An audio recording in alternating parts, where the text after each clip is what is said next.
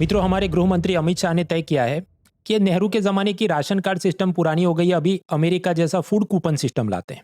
तो कल 15 फरवरी रविवार को अमित शाह गुजरात में एक पायलट प्रोजेक्ट लॉन्च करने वाले हैं कि राशन कार्ड की जगह अब लाभार्थी ने एक मोबाइल ऐप इंस्टॉल करनी है। हर महीने सरकार उसमें पैसे भेजेगी, फिर वो लाभार्थी किसी भी किराने की दुकान में जाके अनाज खरीद ले।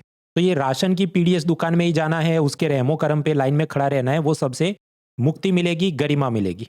अब जैसे ही मैंने कहा कि ऐप इंस्टॉल करना है तो द हिंदू कॉलमनिस्ट नाराज हो जाएंगे कि जिनके पास स्मार्टफोन नहीं है वो क्या करेंगे। तो अगर आपके पास ऐसे बेसिक नोकिया वाले मोबाइल फोन है तो भी ओटीपी के जरिए इसमें ये काम करेगा। इसके अलावा अहमदाबाद में ग्रेन एटीएम भी इंस्टॉल किए जाएंगे, मतलब वहां सीधा स्कैन एंड पे किया और अनाज मशीन में से निकलेगा, ताकि ये राशन की दुकान वाले जो कम वजन देते हैं, मिलावटखोरी करते हैं, उससे भी गरीब को मुक्ति मिलेगी। अब फूड सिक्योरिटी की आप थोड़ी क्रोनोलॉजी समझ लीजिए कि 2013 में कांग्रेस के ज़माने में नेशनल फूड सिक्योरिटी एक्ट आया था, जिसमें गरीबों को 5 किलो अनाज मिले, लेकिन वो फ्री नहीं था, 1 रुपये से 3 रुपये देने पड़ते थे। कोरोना के बाद मोदी जी ने कर दिया प्रधानमंत्री गरीब कल्याण अन्न योजना, जिसमें ये फ्री में दिया जाएगा 5 किलो अनाज 80 करोड़ लाभार्थियों को। अब आप समझिए, राशन कार्ड होता है, उस हिसाब से गरीबों को ये अनाज मिलता है। कुल मिलाकर 19 करोड़ राशन कार्ड और सामने 80 करोड़ लाभार्थी होंगे। अब कानून ये कहता है, नेशनल फूड सिक्योरिटी एक्ट ये कहता है कि या तो सरकार 5 किलो अनाज दे दे, नहीं तो रोकड़ा पैसा दे दे। तो पहले भी चंडीगढ़, दिल्ली, पुडुचेरी आदि जगहों पर कैश में डायरेक्ट बेनिफिट ट्रांसफर करने के प्रयोग हुए थे। तो कल जो गुजरात में होगा वो पहली बार भारत में नहीं हो रहा है।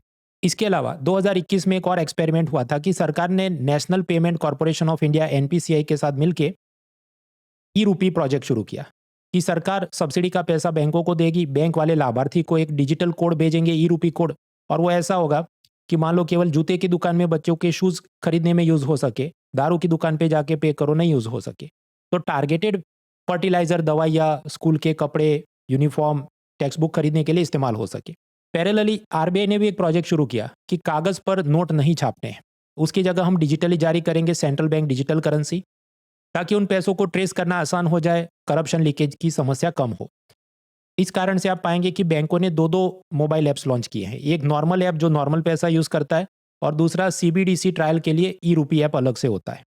तो ये जो कल Amit Shah pilot project launch कर रहे हैं, उसमें बैंकों के ऐसे मोबाइल ऐप जो आरबीआई की सेंट्रल बैंक डिजिटल करेंसी से लिंक हो, उसमें ये पैसा आएगा, ताकि इसको तो और बेहतरी से ट्रेस किया जा सकेगा, करप्शन लीकेज से मुक्ति मिलेगी, और उन पैसों से लाभार्थी रिटेल स्टोर पे जाके खरीद ले अनाज।